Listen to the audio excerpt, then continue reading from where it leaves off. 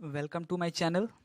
As you can see on the screen that UPPCL AE through IES question paper with solution with full concept. So इस video में हम क्या करेंगे, आपको जितने भी UPPSC AE के एस्पिरेंट्स हैं उनके लिए प्रीवियस ईयर क्वेश्चंस को सॉल्व करेंगे। जैसा कि आप जानते हो कि UPPSC जो होता है बहुत रेयरली अपना पेपर कराता है, और लास्ट में इसने 2013 में अपना पेपर कराया था जिसके क्वेश्चन पेपर्स तो अवेलेबल हैं, बट उसके पीछे के क्वेश्चन पेपर्स आपको इंटरनेट पे सर्च करने पे भी नहीं मिल रहे होंगे। तो आपको करना क्या है, जितने भी IES इंजीनियरिंग सर्विसेज के क्वेश्चन पेपर्स हैं ना, यदि आप उसको सॉल्व कर लो तो आई थिंक ये उससे काफ़ी रिलेटेड है, क्योंकि जो IES मीन्स इंजीनियरिंग सर्विसेज का जो पेपर होता है ना, जो उसका लेवल होता है लगभग वही लेवल UPPSC AE का भी होता है। तो आई थिंक यदि आप IES के प्रीवियस ईयर क्वेश्चंस को सॉल्व कर लेते हो, सारे क्वेश्चंस को one by one subject wise, तो आई होप कि आपकी प्रिपरेशन काफ़ी अच्छी हो जाएगी। तो मैं आज यहीं से स्टार्ट करूँगा IES के प्रीवियस ईयर क्वेश्चंस को, जिसमें मैं पावर सिस्टम के प्रीवियस ईयर क्वेश्चंस को लूँगा, क्योंकि जितने अदर हैं network theory, control system, signal system, ये सब तो आपको इजीली अवेलेबल हो जाता है और ये काफ़ी लोगों को आता भी है। बट पावर सिस्टम और इलेक्ट्रिकल मशीन और पावर इलेक्ट्रॉनिक्स, ये जो कोर ब्रांचेस हैं ना, इनको लोग थोड़ा स्किप कर देते हैं, काफ़ी कम ही लोग इसको डील करते हैं। तो हम स्टार्ट करते हैं आज पावर सिस्टम के लेक्चर से, पावर सिस्टम के प्रीवियस ईयर क्वेश्चन से। ठीक है जी, तो चलिए जल्दी से मूव करते हैं अपने पहले क्वेश्चन की तरफ, जो कि आपके स्क्रीन पे होगा। The load duration curve for a power station is as shown in the below figure. The reserve capacity in the plant at 70% capacity factor is. The options are A 0, B 10 megawatt, C 30 megawatt, D 50 megawatt. हाँ जी, तो जैसा कि question number 1 IES 2001 का ये question पूछा गया था, जिसमें हमको एक फिगर में मैक्सिमम जो लोड डिमांड थी वो दिया हुआ था 90 मेगावाट, और टाइम हमें परसेंटेज में दिया हुआ था। अब हमको यहाँ से क्या निकालना था, रिजर्व कैपेसिटी। रिजर्व कैपेसिटी जैसे कि आपको दिख रहा है, जिसको हम लोग यदि डिनोट करें PR से, ठीक है, रिजर्व कैपेसिटी। तो रिजर्व कैपेसिटी क्या होता है जी, आप कोई भी चीज़ कैसे रिजर्व करते हो। जैसे सपोज करो आपको कोई भी आपके पास 100 रुपये हो, ठीक है जी, और आपसे बोला जाए कि आप 50 रुपये क्या कर दो, खर्च कर दो, तो आप 50 रुपये खर्च कर देते हो, तो आपके पास कितना रुपया रिजर्व में बचता है, तो 50 रुपीज़। तो सेम वैसे ही सिंपल सा कॉन्सेप्ट यहाँ पे भी है कि प्लांट की जो रिजर्व कैपेसिटी है, यहाँ पे प्लांट के अकॉर्डिंग पूछा गया है पावर स्टेशन के, तो उसकी जो रिजर्व कैपेसिटी है वो कितनी होगी, रिजर्व कैपेसिटी, तो जो प्लांट की कैपेसिटी होगी और जितना मैक्सिमम पावर होगा उसका, जितना मैक्स वो यूज कर सकता है, खर्चा कर सकता है, तो जितना मैक्सिमम पावर होगा अगर उससे हम इसे सब्ट्रैक्ट कर दे तो ये हमारी रिजर्व कैपेसिटी मिल जाएगी। बट यहाँ पे क्वेश्चन ये उठता है कि हमें P मैक्स तो पता है, बट प्लांट की कैपेसिटी हमको नहीं पता है। प्लांट की कैपेसिटी क्या होती है, अब हमको वो फाइंड करना होगा। तो जो प्लांट की कैपेसिटी होती है वो होती है plant average upon plant capacity factor, जिसको हम PCF से डिनोट कर रहे हैं।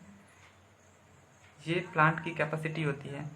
तो ये तो केवल एक सिंपल सा फार्मूला हो गया, इससे हम इजीली फाइंड कर सकते हैं। बट यदि हम इसके कॉन्सेप्ट में जाएं, थोड़ा सा और इसके डीप में जाएं, तो हम एक बार इसको डील करते हुए चलते हैं कि कैसे ये फार्मूला बना और कैसे हम इसको याद रखेंगे। मैक्सिमम लोग फार्मूले याद करते हैं बट कुछ ही दिन ये माइंड में रहते हैं और भूल जाते हैं, और ख़ास तौर से इस चैप्टर का फार्मूला जितने भी फैक्टर्स हैं, load factor, plant capacity factor, plant use factor, और जितने भी प्लांट लोड फैक्टर वगैरह वगैरह जितने भी हैं, सब भूल जाते हैं। तो मैं आपको थोड़ा सा इसका एक छोटा सा डिस्क्रिप्शन दूंगा, जिसमें आप देखिएगा, आपको फार्मूले अच्छे से याद भी हो जाएंगे और भूलेगा भी नहीं, और एक बेसिक तरीके से चलेंगे। जैसा कि मैंने आपको थंबनेल में दिखाया होगा कि कॉन्सेप्ट थ्रू क्वेश्चंस, तो थोड़ा एक क्वेश्चन हमने लिया है, इस पर एक बार कॉन्सेप्ट देख लेते हैं, फिर आगे आगे जैसा भी क्वेश्चन आएगा हम उसको आसानी से डील कर लेंगे। तो अब प्लांट कैपेसिटी को जानने के लिए हमको एक बार क्या जानना होगा कि लोड कर्व के बारे में। पहले यदि हम देखें कि लोड कर्व क्या होता है, लोड कर्व, ठीक है जी, इसी चैप्टर्स पे थोड़ा सा डिस्कस कर लेते हैं, एक शार्ट सा डिस्कशन रहेगा। तो हमको यदि लोड कर्व के बारे में बताना हो तो लोड कर्व क्या होता है, सिंपली ये क्या होता है, वेरिएशन ऑफ पावर या फिर load in megawatt or kilowatt we can say with respect to time, with respect to time. अब ये टाइम जो है हम एक्स एक्सिस पे यदि टाइम को लें और वाई एक्सिस पे पावर को लें या फिर लोड को लें, ठीक है जी, ये लोड भी बोल सकते हो आप या फिर पावर। तो ये जो पावर का वेरिएशन होगा विथ रिस्पेक्ट टू टाइम उसे हम डेली लोड कर्व बोलेंगे। अब ये जो कर्व बना रहे हैं ये may be daily load curve हो या फिर मंथली लोड कर्व भी हो सकता है। तीन टाइप के देखिए होते हैं, डेली, मंथली और एक हमारा ईयरली हो जाएगा, ठीक है। जैसा हमको नीड होगा वैसे हम क्वेश्चन को सॉल्व करेंगे। यदि आप डेली लोड कर्व को समझ लेते हो, डेली लोड कर्व को, तो आई थिंक आपको इजी हो जाएगा, आसानी से आप सारे लोड कर्व को इजीली जान जाओगे। तो ये कैसे कुछ बनता है, ये देखिए डेली लोड कर्व कुछ इस तरीके से आप एक्सप्लेन कर सकते हो, ठीक है। ये मैंने एक रैंडम सा कर्व बनाया, ये एक्चुअल कर्व नहीं है, ये हमेशा वेरी होता रहता है, हर रोज वेरी होता रहता है। हमने इसको कैसे बनाया है, फ्रॉम 0 to 24 आवर के लिए बनाया है, एक दिन के लिए, ठीक है। सपोज करिए कि आप 12 मिडनाइट से शुरू करते हो तो 12 मिडनाइट पे ख़त्म हो जाते हो, ठीक है, यहाँ पे 12 मिडनाइट पे। तो ये जो हमने कर्व बनाया है ये डेली लोड कर्व बनाया है, जिसमें हमने 12 मिडनाइट से बनाया। जैसे आप देखो, जैसे 12 मिडनाइट से हम स्टार्टिंग करें तो वो क्या होता है, उस टाइम पे जो हमारा लोड होता है वो बेस पे होता है।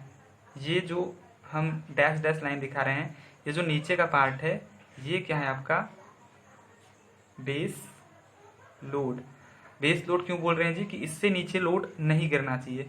अगर इससे नीचे हो गया ना तो आपको जो पावर स्टेशन है वो फिर से एक बार रन कराना होगा, जिसमें काफ़ी खर्च और काफ़ी टाइम भी लग जाता है। इसलिए पावर स्टेशन को यदि बंद भी किया जाता है तो इतने बेस पे रख कर ही उसको क्लोज किया जाता है कि इतना तो रहना ही चाहिए, नहीं तो एक बार फिर से हमको स्टार्ट करना होगा जिसमें काफ़ी खर्च बैठेगा। तो बेस लोड होता है ये, इस पे रहता है लगभग 12 मिडनाइट में, क्योंकि उस समय हमारी अप्लायंसेस लगभग ऑफ होते हैं। जैसे ही दिन की शुरुआत करते हैं हम तो क्या होता है, धीरे धीरे ये लोड कर्व इंक्रीज होना शुरू करता है, क्योंकि क्या होता है कुछ कॉलेजेस ओपन हो जाते हैं, कुछ स्कूल्स ओपन हो जाते हैं, उसके बाद हॉस्पिटल्स, शॉप्स, सारे चीज़ ओपन होने लगते हैं। इस वजह से ये कर्व जो है धीरे धीरे इंक्रीज होता चला जाता है और एक समय पे क्या होता है ये पीक पे पहुंच जाता है। वो पीक पे पहुंचने के बाद क्या होता है, धीरे धीरे ये जो कर्व होता है डाउन होता जाता है, क्योंकि बाद में क्या होने लगता है, एक टाइम आएगा जब ये पीक पे पहुंचेगा, फिर धीरे धीरे स्कूल्स बंद होंगे, कॉलेजेस बंद होंगे, शॉप्स बंद होंगे, तो ये धीरे धीरे कर्व क्या होने लगता है, डाउन होने लगता है। इस तरीके से मे बी शाम को एक टाइम पे लोगों को ज़रूरत पड़ता है, पानी वगैरह भरते हैं लोग या फिर कुछ और भी नेसेसरी चीज़ें होती हैं, उस समय पे थोड़ा सा उठे, फिर धीरे धीरे क्या होने लगता है ये क्लोज होने लगता है और फिर 12 मिडनाइट पे ये फिर से बेस पे जाता है, क्योंकि उस समय पे केवल हमारे फैंस, कूलर और एसी यही वगैरह सब चल रहे होते हैं। तो ऐसी कंडीशंस में ये अगेन बेस लोड पे आ जाता है। तो ये एक सिंपल सा कर्व रहा, एक रैंडम कर्व रहा, जरूरी नहीं कि ऐसा ही हो। तो इसको हम लोग लोड कर्व बोलते हैं, लोड कर्व, और ये डेली लोड कर्व है 24 घंटे का, ठीक है जी, 0 आवर से लेके ये 24 आवर तक हमने दिखाया। अब इसमें हमको क्या देखना है, कुछ चीज़ें देखनी, जैसे ये हमने बताया कि यहाँ तक बेस लोड है, और अगर हम यहाँ तक की बात करें, यहाँ तक की ऊपर के इसके, तो ये क्या हो जाता है पीक लोड, जैसा कि आपको दिख रहा है कि ये लोड पीक पे पहुँच चुका है। और ये जो बीच का होता है ये इंटरमीडिएट लोड।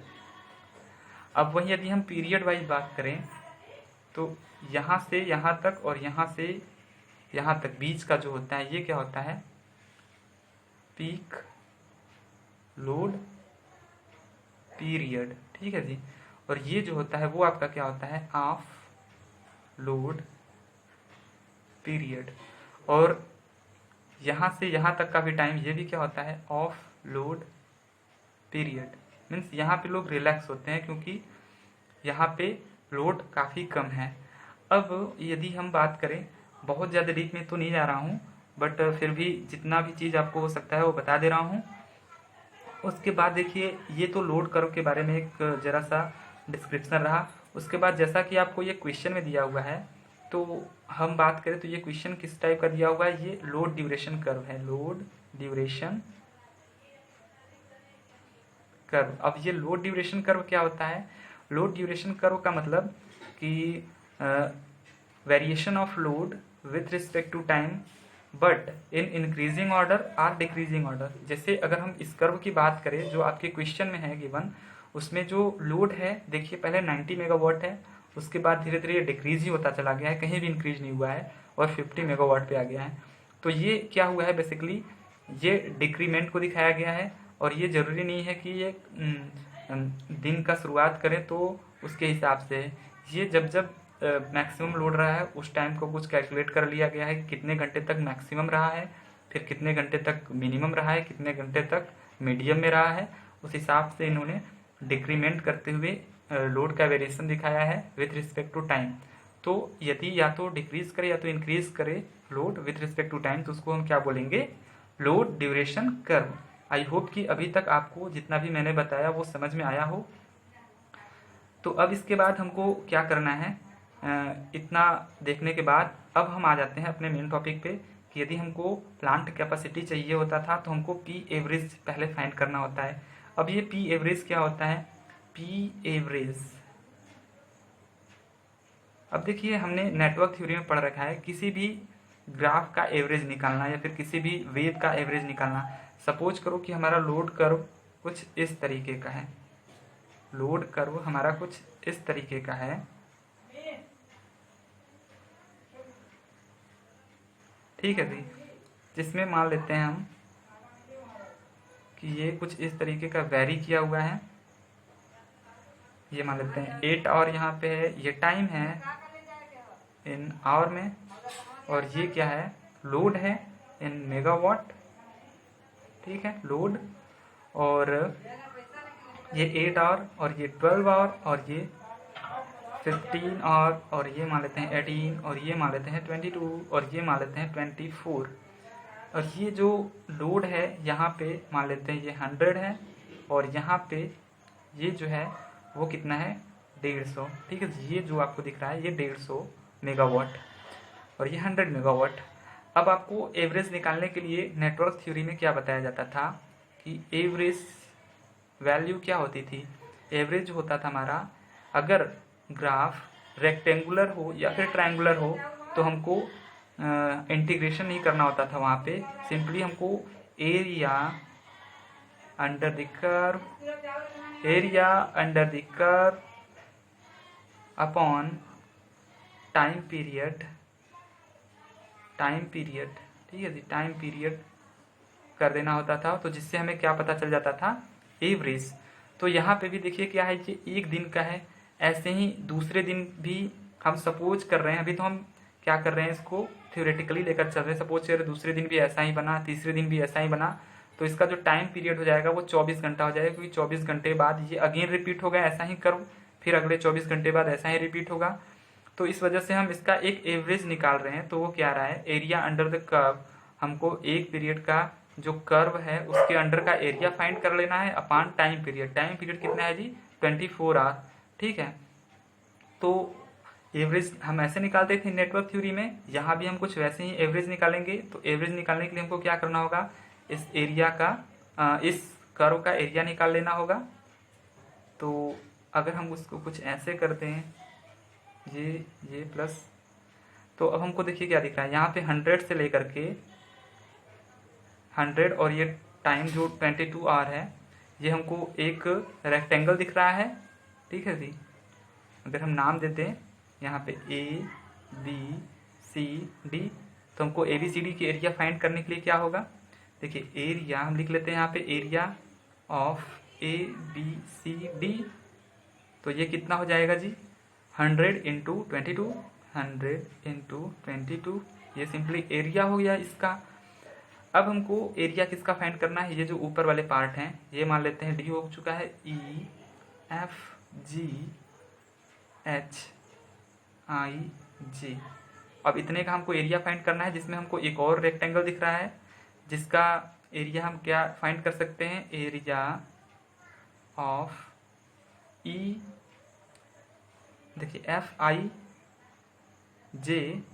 का, FIJC इसका एरिया अगर हमको फाइंड करना हो तो ये अगर हम बात करें तो लेंथ कितनी है 150 इंटू, अगर हम बात करें कुछ भी मान लेते हैं इसको, हाइट एंड विड्थ जो भी मान लें, तो विड्थ 150, हाइट कितनी है, हाइट यदि यहाँ से यहाँ कैलकुलेट करें तो इसका डिफरेंस है 150 और 100 का, तो कितना हो जाएगा ये 50।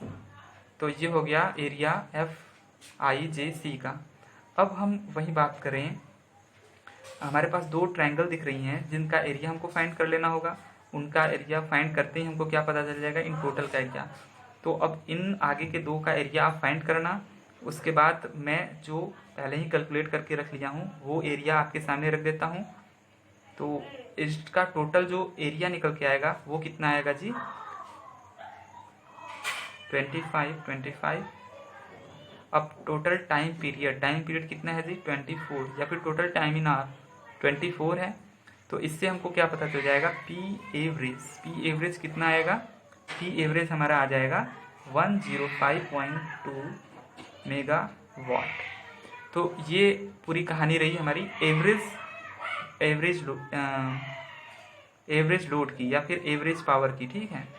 अब हमको यहाँ से दो फार्मूले दिखे एवरेज निकालने का, ये हमको ध्यान में रखना है, ठीक है जी, और ये तो ध्यान में रखना ही है और ये भी ध्यान में रखना है। उसके बाद हम जस्ट अब हमको क्या डिमांड है, पी एवरेज तो हमने निकाल लिया, अब हमको प्लांट कैपेसिटी फैक्टर चाहिए। तो प्लांट कैपेसिटी फैक्टर भी हम इजीली फाइंड कर, एक्चुअली हमें यहाँ पे प्लांट कैपेसिटी फैक्टर गिवन है, तो अभी हम उस पर नहीं जाते हैं कि प्लांट कैपेसिटी फैक्टर कैसे फाइंड करेंगे, जस्ट अगला कोई क्वेश्चन मिलेगा तो हम प्लांट कैपेसिटी फैक्टर पे भी बात करेंगे। तो यहाँ से प्लांट कैपेसिटी फैक्टर हमको गिवन है जो कि कितना है, plant capacity factor at capacity factor ये दिया हुआ है ना 70%, तो इसको हम क्या लिख सकते हैं 0.7% को यदि हम कन्वर्ट करें तो कैपेसिटी फैक्टर कितना हो जाएगा 0.7। तो यहाँ से हमको पीसी की वैल्यू फाइंड हो जाएगी प्लांट कैपेसिटी की, तो यहाँ से हम प्लांट कैपेसिटी को इजीली लिख सकते हैं, कितना हो जाएगा पी एवरेज। अब पी एवरेज कितना है जी, तो एवरेज निकालने के लिए अभी हमने क्या बताया, ये भी एक कर्व ही है, इसका हमको एवरेज निकालना है। तो area under the curve upon time period, ठीक है जी, टाइम पीरियड। तो एरिया अंडर द कर्व कितना है जी, हम यहाँ पे देखें तो एक रेक्टेंगल और एक ट्रायंगल है, तो इसका एरिया हम इजीली फाइंड कर सकते हैं।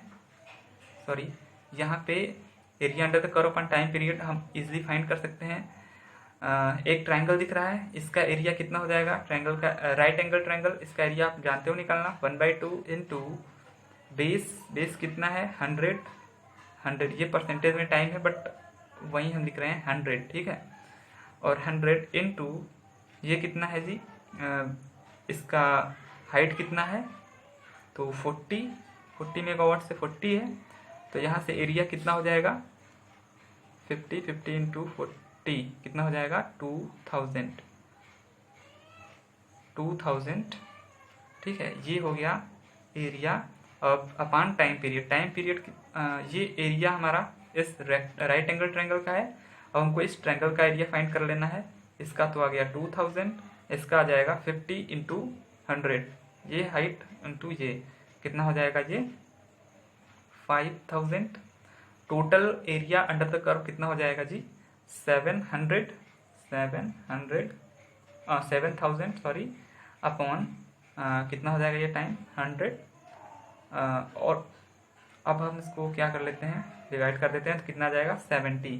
तो पी एवरेज जो हमारा आया वो कितना आया 70, तो यहाँ पे हम लिख लेते हैं 70 प्लांट कैपेसिटी, पी एवरेज कीजिए वहाँ पे 70 अपान प्लांट कैपेसिटी फैक्टर कितना है जी 0.7, तो यहाँ से प्लांट कैपेसिटी हमारा आ गया 100 मेगावाट में है तो मेगावाट। अब हमको क्या पता करना था, reserve capacity P R. Reserve capacity क्या होता था, plant capacity that is 100 megawatt minus P max. Max कितना है जी,